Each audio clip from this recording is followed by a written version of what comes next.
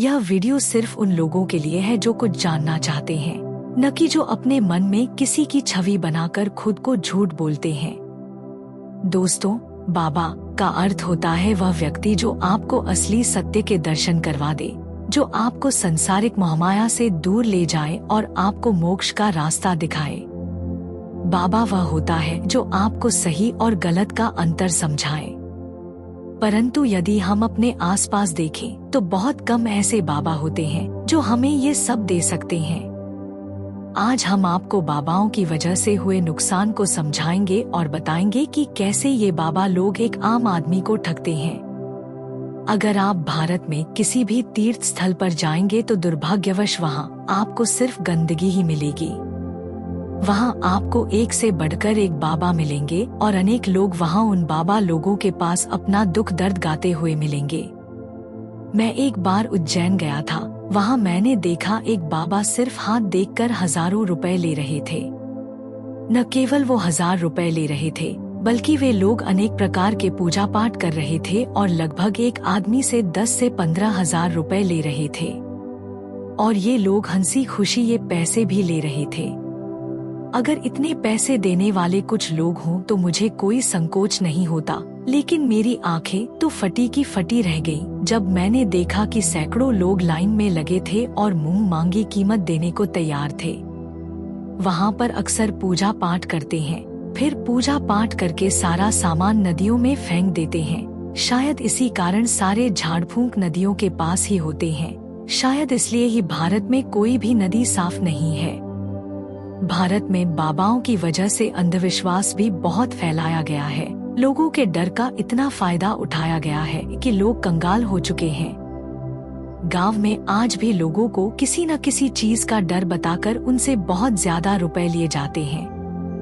कुछ महीनों पहले मैंने अपनी आंखों से देखा कि एक बाबा घर में भूत का वास बताकर सिर्फ एक रात के पूजा पाठ के लिए एक बहुत ही अमीर घर से 1 लाख रुपए ले गया। और भारत में बहुत ज्यादा ऐसे लोग हैं जिनके साथ अभी भी यही हो रहा है। भारत में मंदिरों में अक्सर हम देखते हैं कि मंदिर में चढ़ाया हुआ दान सारा बाबाओं के घरों में जाता है और ना उनसे कोई पूछने वाला होता है कि ये संपत्ति कहाँ गई, और ना कोई पूछता है कि आप दर्शन करवाने के रुपए क्यों ले रहे हैं। बाबाओं ने न केवल ये चीजें अपने मंदिर तक सीमित रखी हैं, आजकल तो बाबा लोग भी ऑनलाइन हो गए हैं।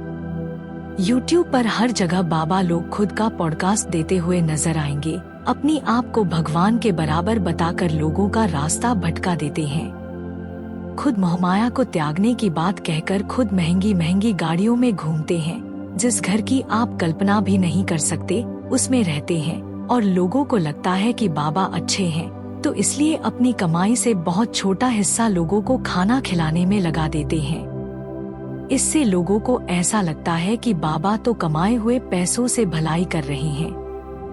आजकल तो ये दिन आ गए हैं कि लोग बच्चों को भी बाबा बनाकर पूजते हैं। बच्चों को कुछ लाइंस रटवा दी जाती हैं और फिर वह स्टेज पर आकर सब बोल देते हैं, और कुछ भक्तों को तो लगता है कि साक्षात भगवान कथा सुना रहे हैं।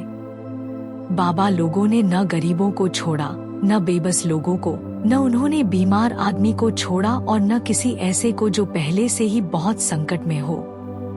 मैं ऐसा नहीं कह रहा कि सारे बाबा लोग ही खराब हैं। अगर मैं बात करूं प्रेमानंद जी महाराज की, तो वह सच में एक ईश्वर स्वरूप लगते हैं। उनकी वाणी में ही सत्य दिखता है। उनकी बात सुनने से भी लगता है कि उनकी बातों में सच्चाई है। और मेरी ही तरह वह भी पाखंडी बाबाओं का विरोध करते हैं। वह भी सिर्फ निष्काम कार्य करने को कहते हैं। दोस्तों, अभी भी मौका है, उखाड़ फेंको इन ढोंगी बाबाओं को। अगर हमें देश को आगे बढ़ाना है तो हम अगली रविवार की सीरीज की वीडियो में कुछ ऐसी ही बातें आपको समझाएंगे।